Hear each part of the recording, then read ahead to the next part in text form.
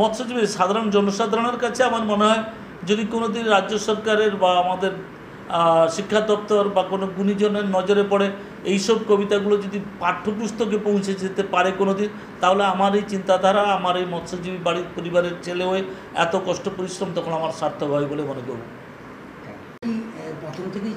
না, আমি ছোটবেলা থেকে মাঝে মাঝে লেখালেখির মধ্যে থাকি। অনেক গল্প, অনেক কবিতা, অনেক সময় যেটা যে প্রয়োজন মতো কখনো সময় থাকলে আমি একটু লিখি। আমার নিজেরও 2-4টা কবিতা আছে, 2-10টা কবিতা আছে, হয়তো সব জায়গায় ছাড়া হয়নি, 2-একটা লেখালেখিও আছে, 2-একটা বইও আছে। অতএব সেক্ষেত্রে মামার কবিতাটাকে আমি যাতে সম্পূর্ণ করতে পারি তার চিন্তাধারাটাকে আমি নিজের উদ্যোগ নিয়ে করেছিলাম, আমি করতে পেরে আনন্দিত।